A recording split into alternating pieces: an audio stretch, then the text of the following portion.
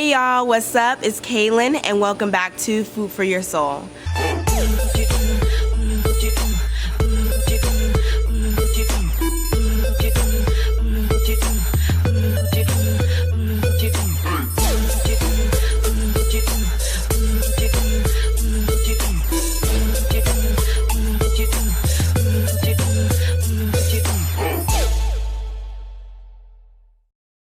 So in episode 3, we talked about family health history, and the challenge was to go home over the holidays and talk to at least 5 of your family members about their health history.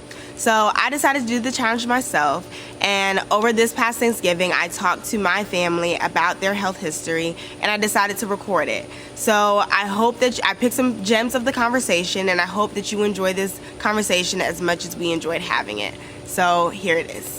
Hey, how everybody doing? How everybody doing? We live here with the Houston family and etc. Hey! I feel like a lot of times, you know, as families, as parents especially, I think we should have that open conversation with our kids. What certain diseases or disorders you do struggle with, because a lot of them are genetically linked. Mm-hmm. So if you have, you know, certain autoimmune disease, as well as certain, other genetically linked diseases, either it be mental health, whatever. Those are conversations when your kids are old enough to have those conversations with them. Mm-hmm. So they're not surprised if something happens. They're kind of already prepared in mind. You know, like, hey, I need to go to the doctor and be screened for X, Y, and Z because I have a genetically linked, Okay. But I also was going to say something else when you said about a doctor and having the right doctor and knowing your family history. I recently, my primary care physician knows my history, where my mother passed from cancer and had multiple cancers in her life. He advised me to go for genetic counseling. And so with that, they do genetic testing. So one of the things that we talk about is knowledge is power. So with that, yes, it could come back and tell me that I have mutated cells and this, that, and other, but I would be able to prepare and do preventative measures. Fortunately, everything came back okay, no mutations. So, That's a great thing. Not saying that doesn't stop anything, but at least that lets me know right now. So just knowledge is power. If you're able to find out any information, I think this is very great that you're saying to talk, and knowledge is power. Thank you. I got flat feet. My feet touch the floor like anybody else got flat feet?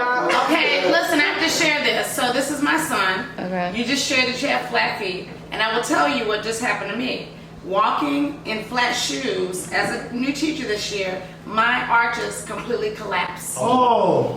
Okay, so I'm supposed to be wearing a soft cast right now. And so it is hereditary. If you have flat feet, I have flat feet. So there's some things preventatively that we have to do. You have to wear built-in arches starting out now. Because if not, then you too will be in a soft cast. When you go to the doctor's office as a new patient, you have to fill out your new patient forms. And they ask you about your family health history. How many of you feel confident knowing that you can fill that out correctly? That's a good question. Family history. And raise of hands. How confident do you feel like you can? Well, usually ask for up to your grandparents.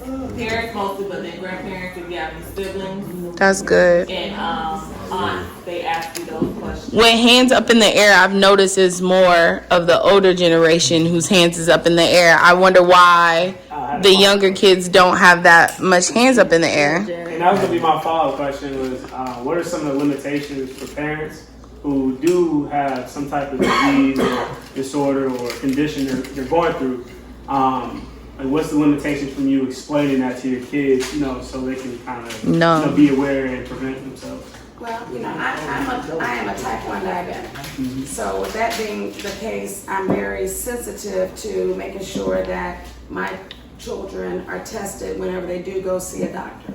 I know that they see the things, the obstacles that I have to deal with, but what I don't want them to do is to be afraid or to be scared or to not, I don't want them to be overly concerned about me.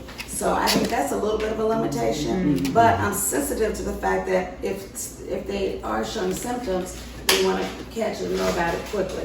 So that's a challenge. That is definitely a challenge. And yeah, I bring that up because you know, if the symptoms come like when they're off to school, or you know, like how would they know? You know, like you never had that conversation. Whenever they're not. Can I make a suggestion?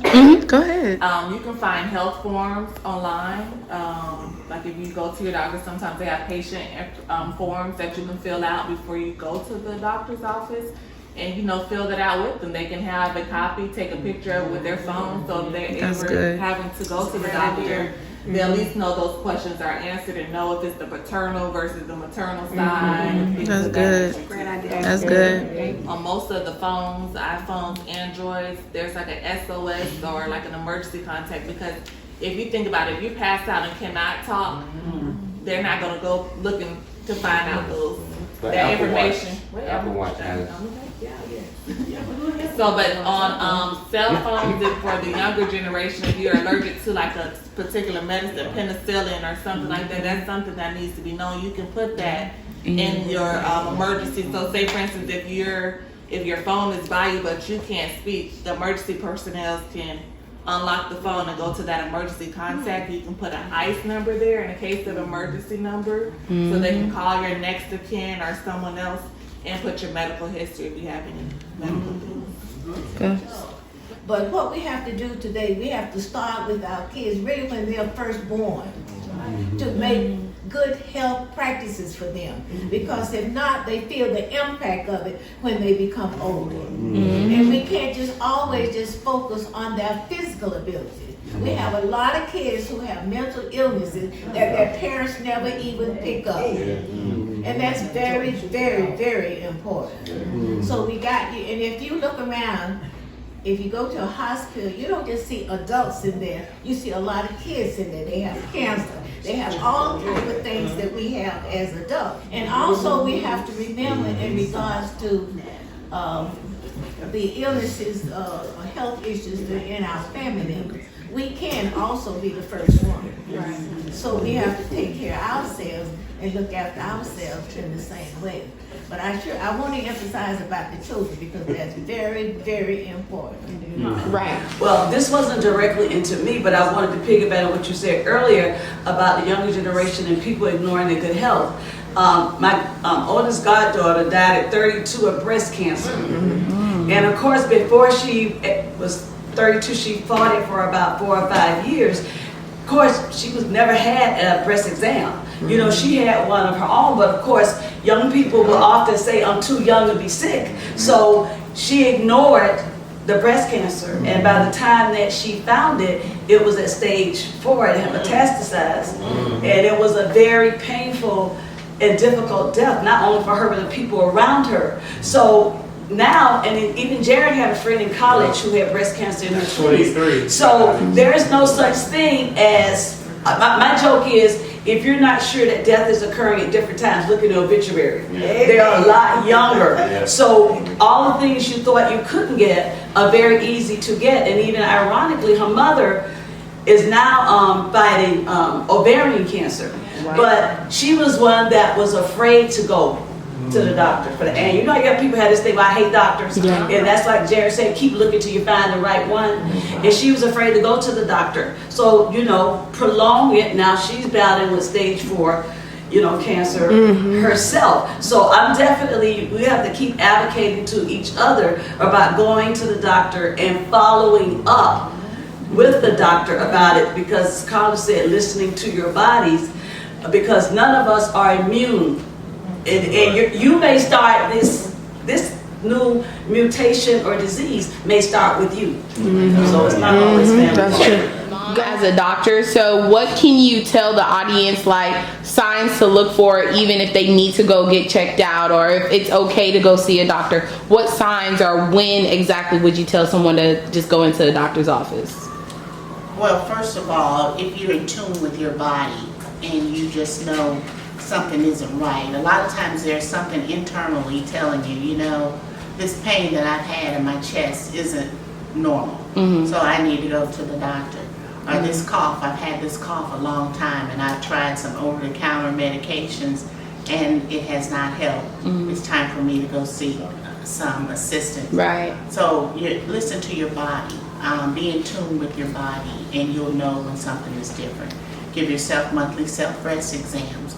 So by giving yourself monthly self-breast exams, you know when you come across something that is out of the ordinary, that you've never felt before, then you need to go seek assistance and see your doctor as soon as possible. That's good. Thank you. I have a question, and to piggyback on that for your question, Uncle Rick, I think it's really good to, well, working as a pharmacist in the healthcare field, I think it's really good for people to at least try to do a yearly checkup, because there's a lot of things you can't really know that's going on, things such as hypertension, which is high blood pressure.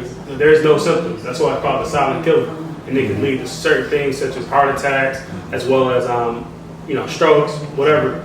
Other detrimental disease states. So it is good to get that objective values like blood pressure readings, blood sugar, cholesterol, to know where you stand. So you know what things you can do, such as diet and exercise, to help catch it early. For our generation that believes that we have so much access to what lab biology is supposed to be, that we can Google what our blood pressure goal is. We can Google what our blood sugar goal is. That's good. And a lot of these things, especially like home blood pressure monitoring, things such as blood sugar monitoring and like labs, you can go to a lab because you don't necessarily have to go to a primary care doctor.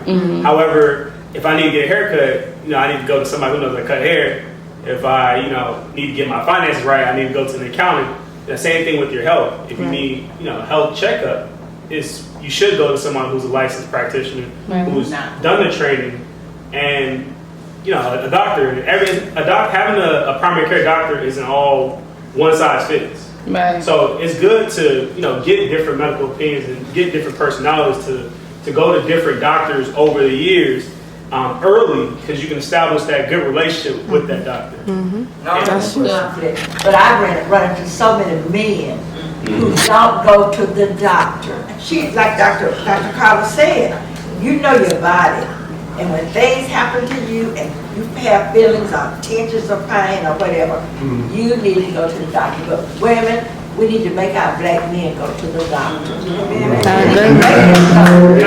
Sammy, why don't you tell them, the ins and outs of the advantages of being a vegetarian? They trying to kill you, not smash. No, I mean it's really just simple biochemistry. You eat meat, that's nitrogenous waste. Like that's going to eventually break down into a bunch of amines that are going to it's going to rot your guts.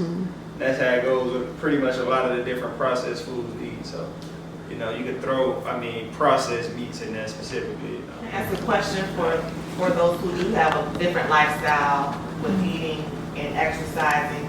Can you tell us how you felt before and then now after? Well, I can say something more now. As I got older, I started experiencing I would go out and play basketball or whatever, and I would experience a lot of joint pain. And then at one point it got so bad to where I noticed it in my big toe, which was like on fire, just killing me. So, I didn't know what it was. And, I grew up in a pharmacy. And so I went to the doctor, and I might have been 45, what about 48, somewhere around there. And the doctor said, man, you have gout. I said, no, I can't have gout. I'm too young for that. I see all the older guys coming in buying medicine from my dad back in the day. They're 60, 70 years old. Can't be. Sure enough. So, as like I told him, I said, I'm not the type to take medicine, especially on a daily basis. I work it out. And, so I started really looking at my diet. And I cut out, following Sam, just cut out all meat, fish, chicken, everything. It's just basically vegetables, rice, not too much rice, but a lot of vegetables, heavy with the vegetables. And probably in about 3 months' time, I started to notice I could go do things. I'm like, man, I don't have all that, inflammation or that tightness. And the one that concerned me the most was the foot, the toe. which sometimes will move up to your knee, and I'm telling you, that pain is something I've never experienced before. But as I progress and with that diet, I mean, if I have, it's no longer as bad as it was, but if I do have a tinge of it, it's something that I've done to cheat. It's a whole lot better than what it used to be, you know, and then a lot of, even my breathing is better, you know, as far as, you know, if you could do exercises and not get winded and all that kind of stuff. But, you know, I do still have to work on sugar. Right. You know, 'cause a lot of times when you cut one thing out of your diet, you depend on another one. So, you know, that's my battle now is cutting back on the sugar. Joshua has asthma, and I thought I had asthma. Josh, how did you learn you had asthma? Well, I was a very young child. My parents told me, yeah, you got asthma, so I always had to do a breathing machine, carry inhalers everywhere I went. You know, it was pretty hard, but I overcame it. Now I don't have as much asthma.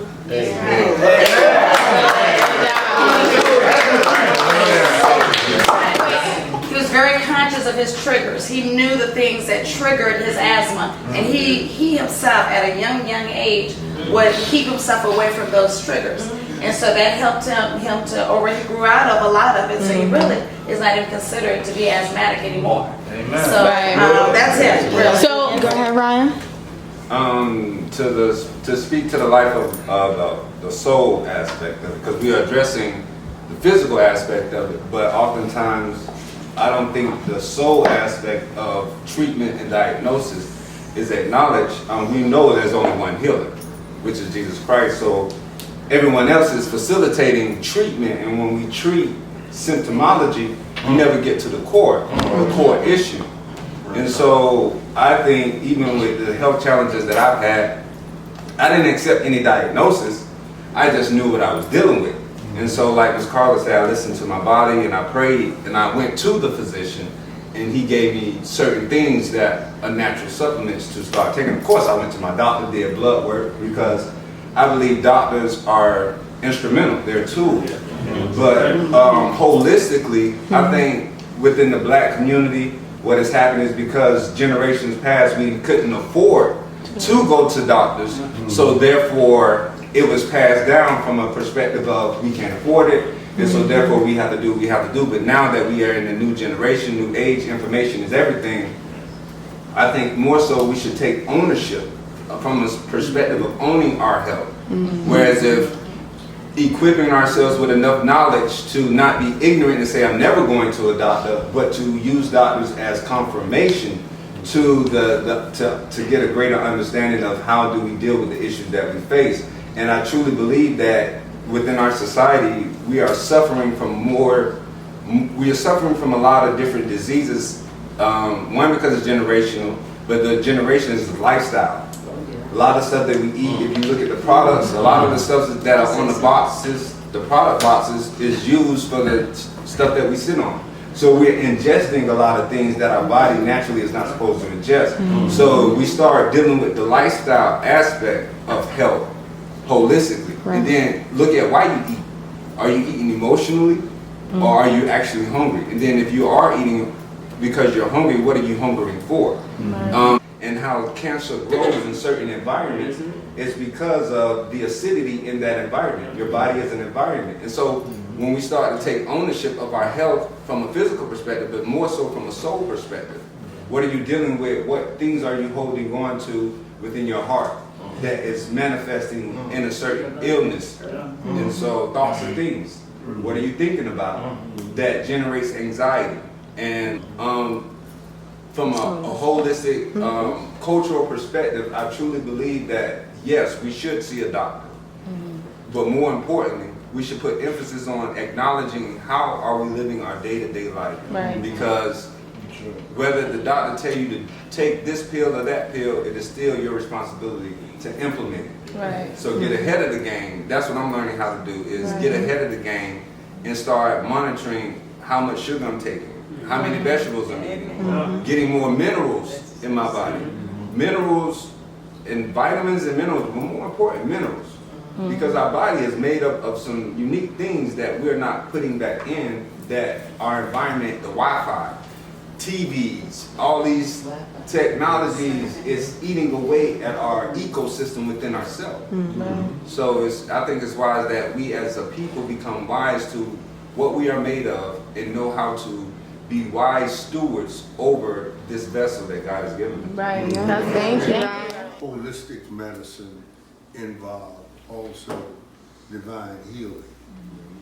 And the mind is a very important and influential factor in the healing process. If you don't follow that and believe first that by his stripes I'm healed. Doctors, as he said, is very instrumental in assisting in the healing process. But by faith, strongly, one is healed. So many people don't become healed because they don't believe that they can be healed. So faith is the very first factor. And then the assistance of medical help to facilitate that healing process comes about. But we must walk by faith